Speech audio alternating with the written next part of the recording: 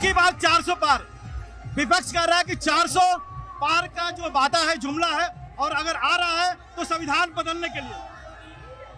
देखिए, दो लोकसभा में मोदी जी को पूर्ण बहुमत हासिल था। हमने बहुमत का उपयोग धारा 370 को हटाने के लिए किया, ट्रिपल तलाक हटाने के लिए किया, सीए लाने के लिए किया, अंग्रेजों के कानून खत्म करने के लिए किया, और आगे पर भी ये जारी रहेगा। जहां तक आरक्षण का सवाल है, आरक्षण ना विपक्ष हटा सकता है ना हम हटाने देंगे। सर, आपने सीए की बात कही है, क्योंकि शोर भी बहुत है। सर, आपने सीए की बात कही है, मैनिफेस्टो में भी है। ममता बनर्जी हो या विपक्ष कर रहा है, उस सीए को ही रोक देंगे। सीए को रोक देंगे, ममता हो या विपक्ष, कोई नहीं रोक सकता है। भारत की संसद का कानून है, और एक पूर्णतया नागरिकता भारत सरकार का विषय है। सीए हकीकत है, लागू होकर रहेगा। हर शरणार्थी हिंदू, बौद्ध, सिख को नागरिकता मिलेगी। सर, इतनी बड़ी नक्सल, वहां पर नक्सलियों की मौत हुई है, मारा गया है नक्सली, लेकिन विपक्ष कह रहा है नक्सलियों को ही शहीद करार दे रहा है। मुझे लगता है इनकी मति मारी गई है। नक्सलवाद ने एक जमाने में, कांग्रेस के जमाने में, 1/3 एरिया को अपनी जद में लिया था।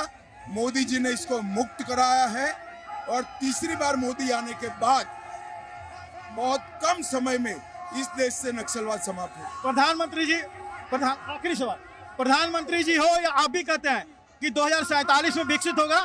5 साल का रोड मैप तैयार है, 100 दिन का वर्कलोड भी तैयार है। अगले 5 साल में देश के प्रति क्या है आपका सर? देखिए, हमने हमारा घोषणा पत्र जनता के सामने जारी रखा है। देश को सुरक्षित करेंगे, समृद्ध करेंगे, गरीब कल्याण और किसान कल्याण की योजनाएं चालू रहेंगी। तो गृह मंत्री ने अपने रोड शो के दौरान जी न्यूज से बातचीत में कहा कि विपक्ष की ओर से भ्रम फैलाया जा रहा है। साथ ही साथ गृह मंत्री ने यह भी कहा कि सीए को कोई रोक नहीं सकता है, वो लागू हो चुका है और उसे कतई वापस नहीं लिया जा सकता।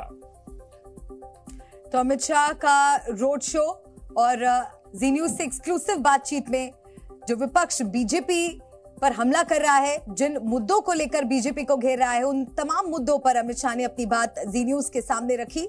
लोकसभा चुनाव 2019 के नतीजों पर अगर नजर डालें, गुजरात की अगर बात करें तो बीजेपी को 26 और कांग्रेस 0 पर, यानी कि खाता भी कांग्रेस का नहीं खुल पाया। और गांधीनगर का रण भी दिलचस्प रहने वाला है। कल नामांकन भरेंगे। गांधीनगर के रण की अगर बात करें तो 13 मई को वोटिंग है, 4 जून को नतीजे आएंगे, चौथे चरण में मतदान होगा। दरअसल गृह मंत्री के समर्थकों का यह दावा है कि इस बार विजय का लक्ष्य 10 लाख से ज्यादा वोटों से जीत हासिल करने का है। और गुजरात, जो कि बीजेपी का मजबूत गढ़ है, वहां गांधीनगर से लड़ रहे हैं गृह मंत्री अमित शाह और आज रोड शो कर रहे हैं। इस दौरान बड़े पैमाने पर लोग सड़कों पर उतरे। गृह मंत्री अमित शाह के रोड शो की तस्वीरें भी हम आपको दिखा रहे हैं।